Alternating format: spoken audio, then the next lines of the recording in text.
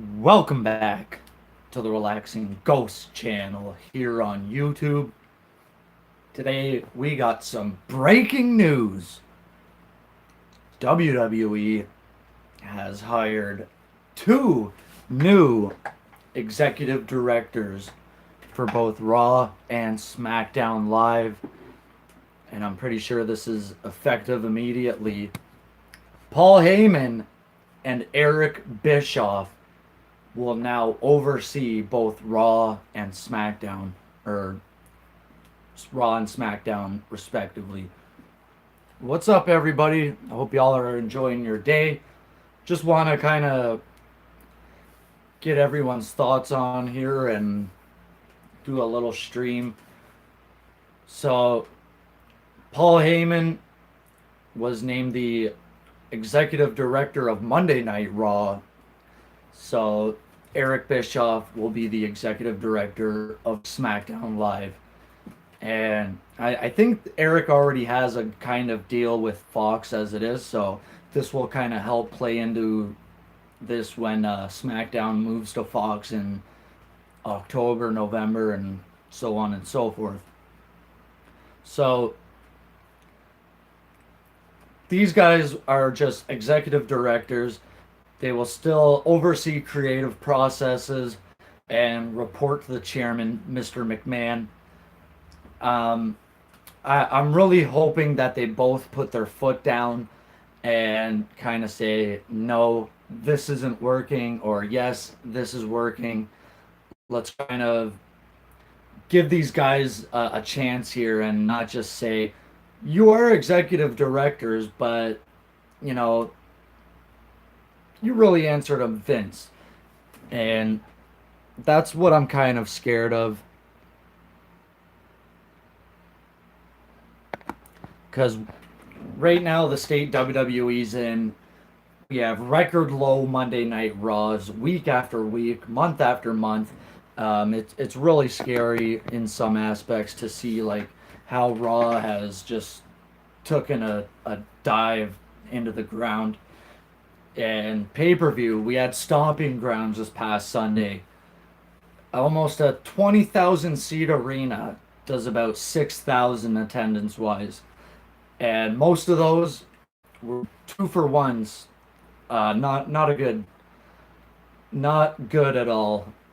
Man, when you think about how well a sold out Double or Nothing, All In, and even All Out just sold out in what seat arena, but still, you can't even get WWE to fill out a half of 18,000 in months. They've had months, not just 15 minutes here. We're talking, month after month, pay-per-view after pay-per-view.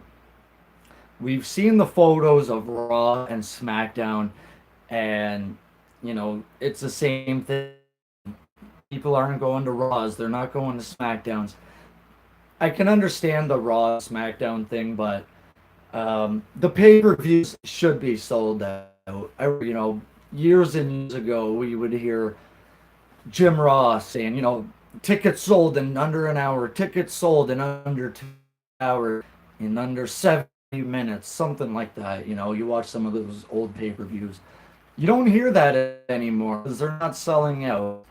And if Eric Bischoff and Paul Heyman can kind of do a turnaround here with the creative process, it can be good moving forward, or they can just be there to be yes for McMahon, which I hope isn't the case.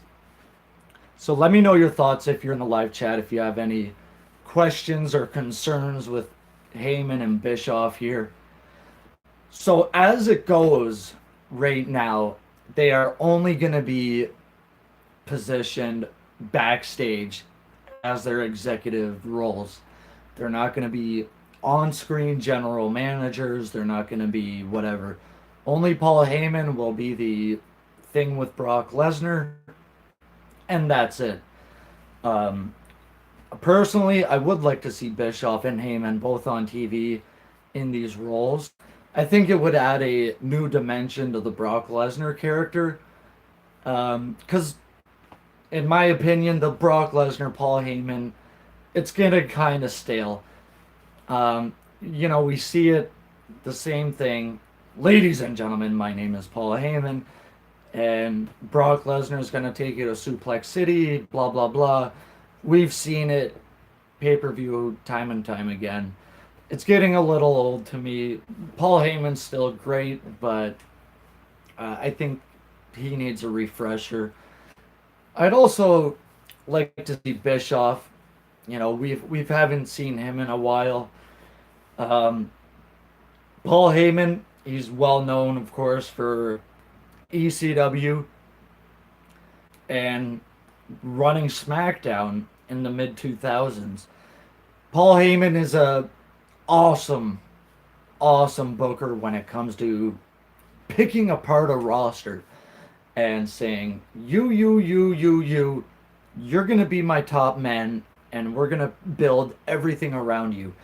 Look at SmackDown in 2004, or 2002, 2003, 2004. You had the Smackdown Six, they called it. Edge, Benoit, Guerreros, Chavo and Eddie, Rey Mysterio, and Kurt Angle. Those were the Smackdown Six. And you could put any of those six men with any other wrestler or put them all together in different matches, and it would be magic every time. Kurt Angle versus Rey Mysterio, Kurt Angle versus Chris Benoit, Eddie Guerrero versus Rey Mysterio, Eddie Guerrero versus Edge, Los Guerreros versus Rey Mysterio and Edge. I mean, the combinations were endless. And those were some of the best times of SmackDown was 2002 to 2004. Those were the times I really enjoyed. It sucks that, Paul Heyman kind of got fired at the time he did. And it didn't help when they brought back ECW. And Eric Bischoff, what else can you say about him? He's ran WCW, the president of World Championship Wrestling. Yes, he had an open checkbook, but he went up with Vince McMahon himself, so he knows what kind of shape this place is in and what they can accomplish and what they're kind of going against with AEW. So Eric Bischoff, he created the NWO. He didn't create the Four Horsemen, but he was the man behind a lot of wrestlers and very creative. Eric Bischoff has his own theory in wrestling. You need a story. You need to build anticipation. It should contain reality.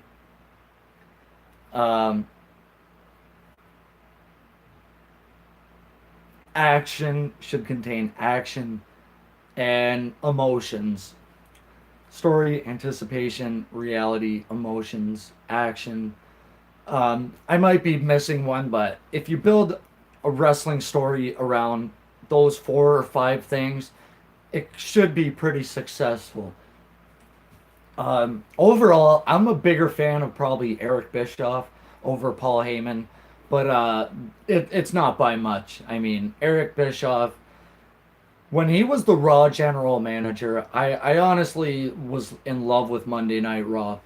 Yes, it was a different role for him, and this is much bigger than that. And, I honestly thought this isn't going to work. And quite frankly, he proved me wrong because his run as GM was one of my favorites. So who's in the live chat? Let's see what everyone's up to and how everyone's day is going. What are your thoughts on this? Yeah, sometimes it happens. So apparently, all-time Hulk fan, what's going on? So apparently, this might mean that the brand split is going to be in full effect come October, November, whenever they move to Fox. HLA, yes I do. Hot lesbian action. Yeah, and then they did the thing with 3-minute warning versus Billy and Chuck, and then Eric Bischoff brought out a lesbian, which turned out to be Rikishi. That was crazy. And then they did the thing where Eric Bischoff was the priest, the crazy old man. That was awesome back in that time. They were so creative with what little they had. Um, I mean, the thing that really bugs me right now about Monday Night Raw and SmackDown is the wild card rule. This has to go. This is the stupidest idea they've ever came across, and it just makes no sense. You have Roman Reigns appearing more on Monday Night Raw, and he's a SmackDown guy. And the weirdest or stupidest part about this is it's the same people over and over again. It's not different guys each week. It's the Roman Reigns. It's the Iconics. It's this guy. It's that guy. It's Bailey. It's Usos on Raw. Usos on SmackDown. And then it was I think on Stomping Grounds you had you had Alexa Bliss, a Raw member, challenging Bailey for the SmackDown title. That should not be happening at all. You have a one roster of women on Raw and SmackDown respectively. Use what you have or move Alexa to SmackDown. This is the stupidest thing ever. You have a guy like Braun Strowman, who I don't even remember the last thing he's done. Yeah, it probably is.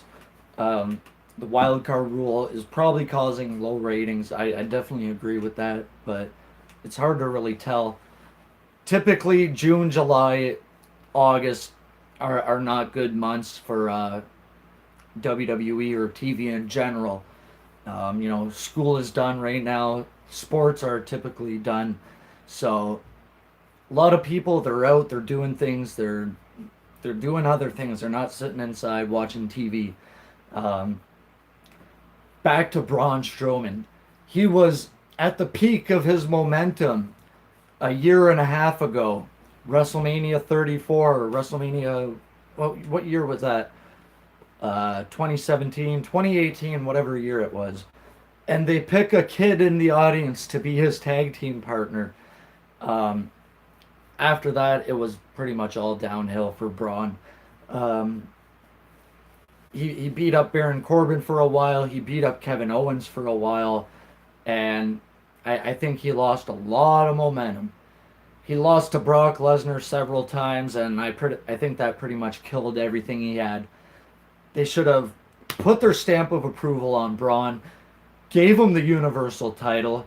He could have held it to the Rumble, held it to WrestleMania, and put over Seth Rollins. And you could have had this monster of Braun Strowman be your dominant heel champion if you wanted him to be.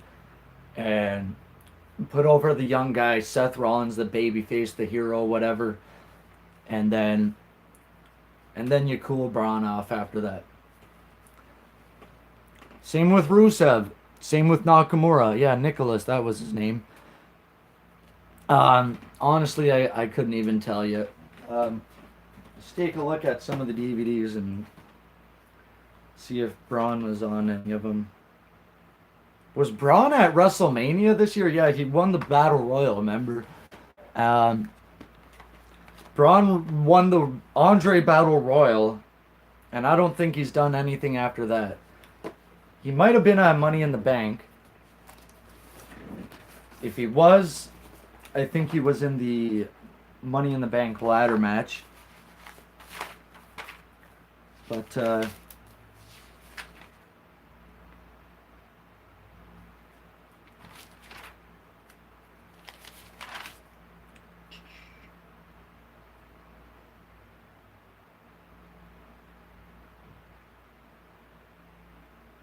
so, yeah, I'm not sure if Braun was in the Money in the Bank match or not.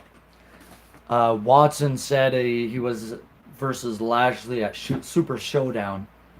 So there you go. Braun Strowman, he could have been one of the biggest stars, I believe, of this era. Similar to Bray Wyatt, you know, you can only take so many L's before people stop caring. Um, Bray Wyatt, he lost several times. He lost to John Cena, then he lost to Undertaker, then 32, he got into the thing with The Rock, and it wasn't really a match. Then in 2015, again, you know, he lost to Undertaker at Survivor Series 25. He finally wins the WWE title in 2017, only lose it to Orton at Mania in a ridiculous match where they're showing worms and maggots all over the canvas in the ring. Probably one of the worst matches I have ever seen at WrestleMania. Um, Drew McIntyre, he's a guy you could have put the Money in the Bank briefcase on. Now, I did not have a big problem with Lesnar winning Money in the Bank overall. I think the skits are pretty fun with the Brock party, the boom box, and all that stuff, but you should have announced Lesnar being in that match because a lot of people thought it was going to be Braun or Kevin Owens or someone else. Coming in the last second, just grabbing the briefcase is not good business overall, and it says a lot to your roster. It gives bad vibes overall, and that's why a lot of people requesting the release, I believe, because you put the so much stock into Brock and just relegate the rest of your roster to pretty much mid card hell. Guys like Lashley, McIntyre. As small as he is, he's good, he's talented. Mustafa Ali, Randy Orton was in that match. Um, my favorite wrestler of all time was Triple H. Been a fan of Triple H ever since 1998. And, you know, say what you will about Triple H. He's had his ups and downs, of course, but I've always loved Triple H through his DX days, Evolution. Wasn't the biggest fan of the reformed DX, but all the stuff he did with guys like Jericho, Undertaker, look at 2003, 2004. It wasn't his best work, but it was still fine to me. You know, in 2005, the stuff with Batista, his matches with John Cena and Randy Orton. I absolutely love Triple H versus Stone Cold Steve Austin and The Rock.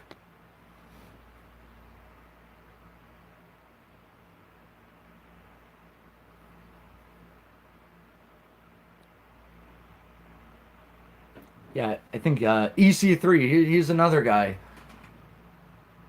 Yes, I do have Coliseum videos. Sting, that was good. Sting is an awesome favorite. Yeah, yes, I do have Coliseum videos. And um, Triple H versus Sting. I know a lot of people wanted Triple H or Sting versus Undertaker. But I think that Sting Triple H match kind of broke a lot of ground. I think a lot of people didn't expect much from it. Weren't they weren't buying into it, and I think it turned out pretty well. I really like that match. It's actually a highlight for me. So overall, this Paul Heyman Eric Bischoff thing, it might be a little more than what meets the eyes, in my opinion. I think it's too early to tell. Actually, I have thought about becoming a pro wrestler. That was a dream of mine when I was a kid. Unfortunately, I never really got into it or nothing like that. So one day, maybe I'd like to get in the ring and take a few bumps, learn a few things in the ring, and that's about it. I'm 30 years old. Not getting any younger, for the person who asked. Um, Yeah, I wouldn't believe that. Shane McMahon becoming WWE champion is just stupid. And if Heyman and Bischoff are in charge, that won't be happening. Believe me, that's not going to happen. That's a rumor someone started. I can't remember the exact Twitter handle, but it's uh if someone could look it up, I know it's a well known Twitter guy. I don't. It's a squared circle or something like that. It's on the tip of my tongue, but Shane McMahon being WWE champion is probably one of the other stupidest things. People can just make up any rumor, like Stephanie McMahon's going to be the next women's champion. How about that? Triple H, he's going to become WWE champion again. And John Cena, he's going to win the Rumble. He's going to main event WrestleMania against Brock Lesnar. And Undertaker is going to be the guest referee versus Sting and Mr. McMahon. How about those rumors? Nicholas, he's going to win the WLC match versus Hornswoggle. At times, I really miss WCW. And yes, I agree. Sting definitely should have won against Triple H. Um, WCW, they were burning at both ends of the candle. I think, it was too little too late. And Bischoff heard that, things were going downhill over a year prior to it going out of business. Because he lost complete control by what pay-per-view was that? Great American Bash 2000? Or Bash at the Beach 2000 there, where Booker T won the title. It was around that time or a little before there. And it was already too late. It might have even been in 99 at some time. And people were telling him, things are going to change here. Ted Turner had given up all his stock in the company, and that's where I think the mistake happened, to where Eric Bischoff thought he had Ted's back when he really didn't, and he was still going, and then by the time he knew it, company was sold, AOL and Time Warner merged, and he couldn't really control any of that. So things weren't really in his hands at that point in time. AOL Time Warner says, "We're not interested in wrestling. Goodbye." So he said, "I need to put some money up here and see what I can do." It was too little, too late. He should have put an offer in by the end of 2000 if he really wanted to save WCW.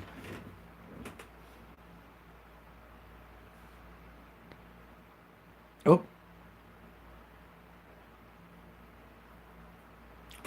Shane McMahon is 49 years old. I wanted you guys to check when or who tweeted that out, that Shane McMahon was going to win the WWE title. Because I honestly, it's just some guy tweeting out some random rumor that he supposedly heard or backstage.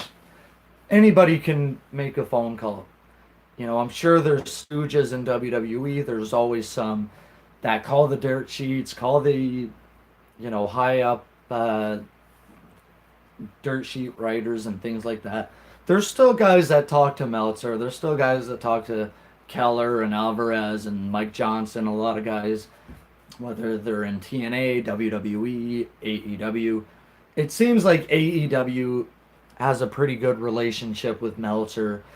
Of course, the Young Bucks, they named a move after him. And it seems like they're really trying to get on Meltzer's good side.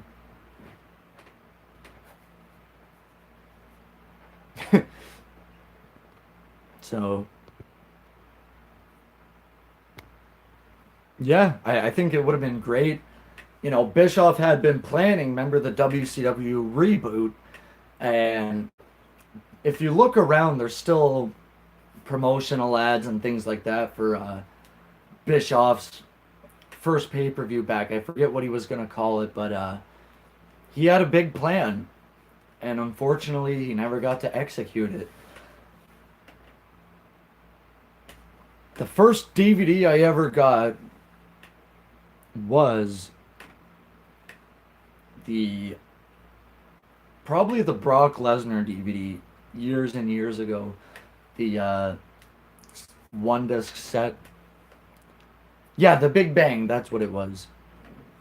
When I started collecting again in about 2014, it was the Bret Hart DVD. The best there is, the best there was, the best there ever will be.